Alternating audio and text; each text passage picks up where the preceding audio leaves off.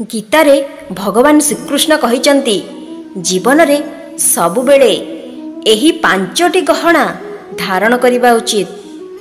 ताहा हेउची ओठरे सत्य, कंठरे प्रार्थना, आखिरे दया, हातरे दान, आउ हृदय रे प्रेम। गंगा देह को धुए किंतु मन को नुहे, किंतु पाप देहरे नुहे मनरे थाए। मनीषर भाग्य रे जहा थाए ताहा ही घटी थाए, ताकू केही परिवर्तन करि पारिबे नाही। विज्ञानर अग्रगति घटिले भी मनीष जीवन को रक्षा करि पारुनी। मनीष जेते दिन पाई ए धरापृष्ठ को आसीछि सेतिकी दिन तार लीला खेला करी पुणी फेरी जीव। सृष्टिकर्ता हेउछन्ति निर्देशक, आमे माने जणे जणे कलाकार।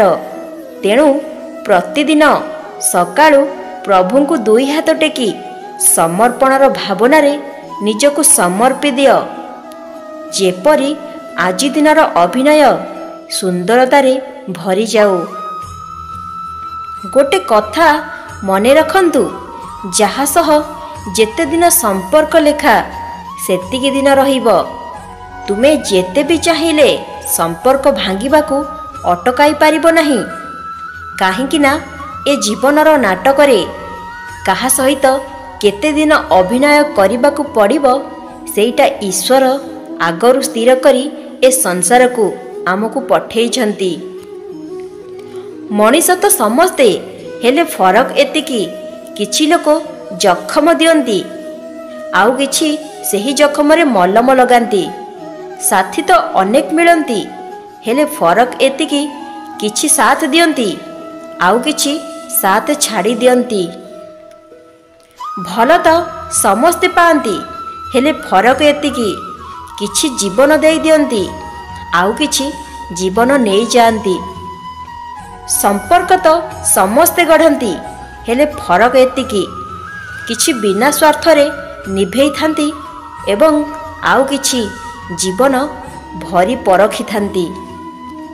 निजे धोखा खांतु पछे अन्य काहाकू धोखा दियंतु नहीं, कारण जे धोखा खाई थाए तांकू विशेष किछि हरेइबाकू पड़े नहीं, किंतु जे धोखा देई थाए से बहुत किछि हराई थाए। लुह नथिले आखि एते सुंदर होई नथांता, कष्ट नथिले खुशीर मूल्य नथांता। जदि चाहिबा मुताबक सबु किछि मिली जाउथांता तेबे दुनिया रे भगवानंकर आवश्यकता ही नथांता। धन थिबा पॉकेट आपणंकु खराब रास्ता रे नेई पारे, किंतु खाली पॉकेट आपणंकु जीवन रे अनेक गुड़िए अर्थ बुझाई थाए। निज संतान को डॉक्टर, इंजीनियर, टीचर रो उच्च शिक्षा देबा बड़ कथा नुहे। प्रथमे निज संतान को भल संस्कार देबा बड़ कथा होई थाए। जेउ जिनिस केवल परिवार ठारू ही मिली थाए, काहेकि ना समाज रे संस्कार बिना शिक्षार कोनोसी मूल्य न थाए। सबुबेले मने रखंतु जे मनर जंत्रणा शरीर जंत्रणा ठारू अधिक कष्टदायक। सेथिपाई केबे कहार मन को कष्ट दियंतु नहीं। रावण जेतेबेले मृत्यु सज्जार थिला, से राम को गोटिए भल कथा कहिथिला कि मु तुम ठारू सबु कथारे बड़ अटे, बयस रे भी, बुद्धि रे भी, बल रे भी, मोर कुटुंब भी तुम ठारू बड़ अटे। मो लंका सुनार अटे, धन दौलत रे भी मो राज्य तुम ठारू बड़ अटे। एहा सबु परे भी मु हारी गली।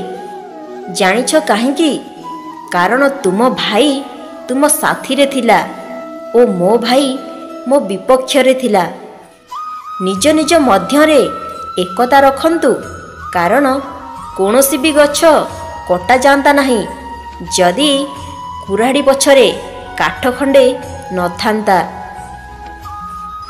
सबुबेले खुशी रे रहिबाकू चेष्टा कर, कारण आजिकाली लोके ଅନ୍ୟର ଦୁଃଖ ଦେଖି ଖୁସି ହୁଅନ୍ତି। କ୍ରୋଧ ଓ ବାତ୍ୟା ଏକାପରି ଶାନ୍ତ ହେଲା ପରେ ଜଣାପଡ଼େ କେତେ କ'ଣ କ୍ଷୟକ୍ଷତି ହୋଇଛି। ଶାସ୍ତ୍ରକାର କୁହନ୍ତି କ୍ରୋଧକୁ ଶାନ୍ତ କରିବା ନିହାତି ଜରୁରୀ, କାରଣ ଏହା ମଣିଷକୁ ପଶୁ ସ୍ତରକୁ ନେଇଯାଏ। ମୁଁ ଶ୍ରେଷ୍ଠ କର୍ତ୍ତା, ମୋର କିଛି ଭୁଲ ନାହିଁ, ସମସ୍ତଙ୍କୁ ଡରାଇ ରଖିବି ଭଳି ଅନେକ ହୀନ ଭାବନା ମଣିଷର କ୍ରୋଧକୁ ଦ୍ୱିଗୁଣିତ କରେ। ଜୀବନ ଏକ ରଙ୍ଗମହଲ। ଏଠି ଭଲ କାମ କଲେ ଗାଳି, ଖରାପ କାମ କଲେ ତାଳି। ସମସ୍ତେ ସମସ୍ତଙ୍କ ଅଭିନୟରେ ବ୍ୟସ୍ତ। ଯିଏ ଯେତେ ଭଲ ଅଭିନୟ କରିବେ ସିଏ ସେତେ ଲୋକମାନଙ୍କୁ ନିଜର କରିପାରିବେ। ଡେରିରେ ହେବ କିନ୍ତୁ ଠିକ୍ ହେବ। ମନେ ରଖ, ତୁମର ସମୟଟା ଖରାପ, ତୁମ ଜୀବନଟା ନୁହେଁ। ଟିକେ ଅପେକ୍ଷା କର, ସମୟ ସବୁକିଛି ଫେରାଇ ଦେବ। ଜନ୍ମ ଅଟେ ପିତାମାତାଙ୍କର ଉପହାର, ଶିକ୍ଷା ଅଟେ ଗୁରୁଜନଙ୍କ ଉପହାର, ଚାକିରି ଅଟେ ଭବିଷ୍ୟତର ଉପହାର, ଆଉ ସ୍ତ୍ରୀ ଅଟେ ଜୀବନର ଉପହାର, କିନ୍ତୁ ବନ୍ଧୁ ଅଟେ ଭଗବାନଙ୍କର ଉପହାର। ଯେତେବେଳେ ଜଳ ଅପରିଷ୍କାର ଥାଏ ସେତେବେଳେ ଏହାକୁ ଘାଣ୍ଟନ୍ତୁ ନାହିଁ ଏବଂ ଏହାକୁ ସ୍ଥିର ରଖନ୍ତୁ। ଏହି କାରଣରୁ ମଇଳା ସ୍ୱୟଂଚାଳିତ ଭାବରେ ସ୍ଥିର ହୋଇଯାଏ। ସେହିଭଳି ଯେତେବେଳେ ଜୀବନରେ ସମସ୍ୟା ଉପୁଜେ, ଅଶାନ୍ତ ହେବା ପରିବର୍ତ୍ତେ ଶାନ୍ତ ରୁହନ୍ତୁ ଏବଂ ସମାଧାନର ବାଟ ଚିନ୍ତା କରନ୍ତୁ। ଭଗବାନ ଶ୍ରୀକୃଷ୍ଣ ଗୀତାରେ କହିଛନ୍ତି, ନିଜର ମନକୁ ନିର୍ମଳ କର, ନିଜର ନିଷ୍ଠାକୁ ଆଧ୍ୟାତ୍ମିକ ଜୀବନ ପ୍ରତି ଉତ୍ସର୍ଗ କରିଦିଅ। ଆତ୍ମନିର୍ଭରଶୀଳ ହୁଅ, ସଚ୍ଚୋଟ ହୁଅ, ସତ୍ୟବାଦୀ ହୁଅ, ସ୍ନେହପୂର୍ଣ୍ଣ ଏବଂ ସେବା କରିବାର ଇଚ୍ଛାରେ ପରିପୂର୍ଣ୍ଣ ହୁଅ। ଅଲଗା ହେବା ଓ ତ୍ୟାଗରେ ନିଜକୁ ଆନନ୍ଦ ନେବାକୁ ଶିଖ। କ୍ରୋଧ କର ନାହିଁ କିମ୍ବା କୌଣସି ଜୀବନକୁ କ୍ଷତି କର ନାହିଁ। ଦୟାଳୁ ଓ ଭଦ୍ର ହୁଅ, ସମସ୍ତଙ୍କୁ ଭଲ ପାଅ। ଶକ୍ତି, ଧୈର୍ଯ୍ୟ, ଇଚ୍ଛା, ଶୁଦ୍ଧତା ବୃଦ୍ଧି କର। ଦୁଷ୍କର୍ମ ଓ ଗର୍ବରୁ ଦୂରେଇ ରୁହ, ତାପରେ ତୁମେ ତୁମର ଭାଗ୍ୟ ହାସଲ କରିପାରିବ। ତୁମର କାମ କରିବାର ଅଧିକାର ଅଛି, କିନ୍ତୁ କାର୍ଯ୍ୟର ଫଳ ଉପରେ ନୁହେଁ। ପୁରସ୍କାର ପାଇଁ ତୁମେ କଦାପି କାର୍ଯ୍ୟରେ ନିୟୋଜିତ ହେବା ଉଚିତ ନୁହେଁ। ଜୀବନରେ ଉନ୍ନତି କଲାବେଳେ ଗୋଟିଏ କଥା ମନେ ରଖିବ, ପାଦ ଖସିଗଲେ ଚଳିବ, କିନ୍ତୁ ପାଟିରୁ କଥା ଖସିଲେ ମରିବ।